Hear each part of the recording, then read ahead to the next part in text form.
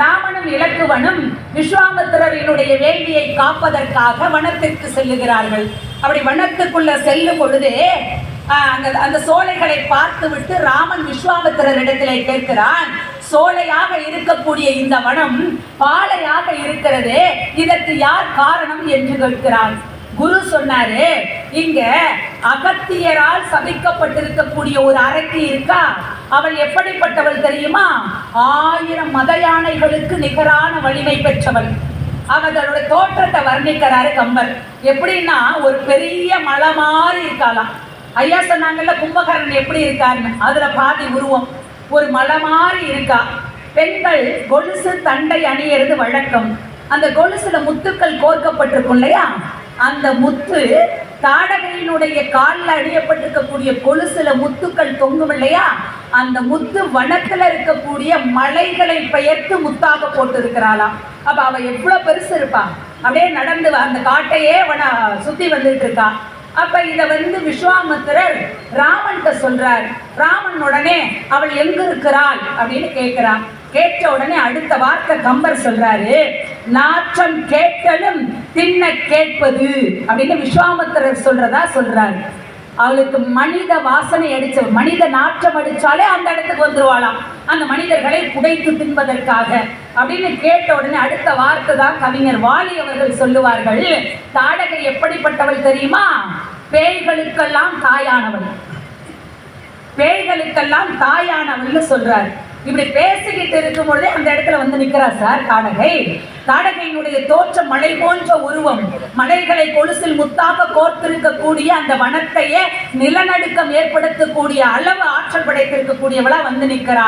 உடனே விஸ்வாமித்திரர் சொல்றாரு, அம்பை தொடுத்து உன்னுடைய கன்னிப் போரை தொடங்குக, முதல் தண்டனையை தாடகை என்ற அரக்கிக்கு வழங்குக என்று சொன்ன உடனே அடுத்த மனசுக்குள்ள ராமன் என்ன நினைச்சான் தெரியுமா?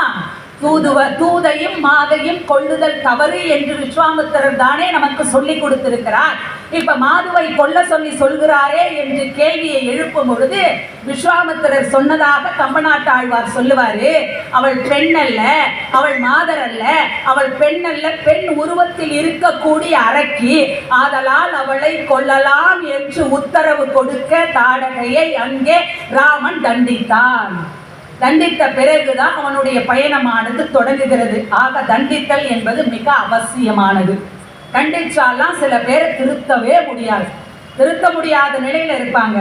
அடுத்ததாக வாலியை ராமன் தண்டித்த காட்சியை நான் சில விஷயங்களை மட்டும் இந்த மன்றத்துல பதிவு செய்யறேங்கய்யா.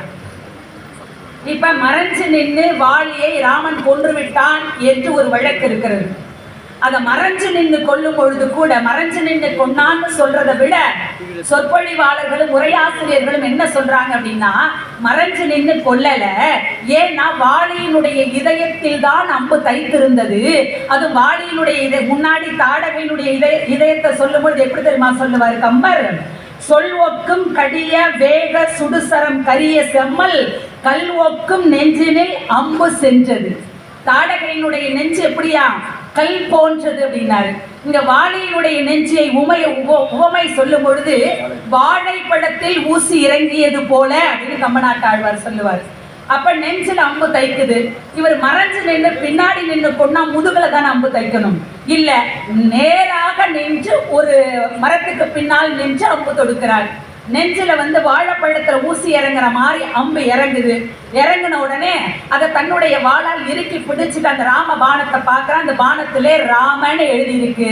ராமனா தன்னை வீழ்த்தியதுன்னு நினைச்சு பார்த்தான். ஏன்னா ராமன் மீது, ராமனை பற்றி வனத்திலே தெரிந்த முதல் நபர் வாலிதான். ராமன் மீது மிகுந்த அன்பு கொண்டிருந்தான், அவனுடைய அறச்சிந்தனை மீது மிகுந்த மரியாதை கொண்டிருந்தான். அதனால அப்படி அம்பை பிடிச்சிட்டு பல கேள்வி கேட்கிறதா கம்பநாட்டு ஆழ்வார் சொல்லுவார். நீ தசரத மகாச்சக்க வாய்மையும் மரபும் காத்திருக்கக்கூடிய தசரத மகா சக்கரவர்த்தியினுடைய மகன் அல்லவா? தன்னுடைய அரசாட்சியை அண்ணனுடைய பாதுகையை வைத்து அரசாட்சி செய்த பரதனுக்கு அண்ணன் அல்லவா? அறத்தின் நாயகன் அல்லவா? நீ அவதார புருஷன் அல்லவா? நீ எப்படி என்னை கொன்றாய் என்று பல கேள்விகள் வாலி கேட்பதாக கம்பநாட்டாழ்வார் சொல்லுவார். அப்படி கேட்டு முடிச்ச பிறகு பதில் பேசுறார். பொதுவாகவே பெரியவங்கள்ட்ட நம்ம பேச விட்டு ஒரு விஷயத்தை வாங்கிக்கிட்டு தான் அவங்க பேசுவாங்க. இப்ப கம்பநாட்டாழ்வார் அமைதியாக இருக்கக்கூடிய ராமனை காட்டிவிட்டு வாலி பேசி முடித்த பிறகு ராமன் பேசுவதாக அங்கே உரையாடலை நிகழ்த்துகிறார்.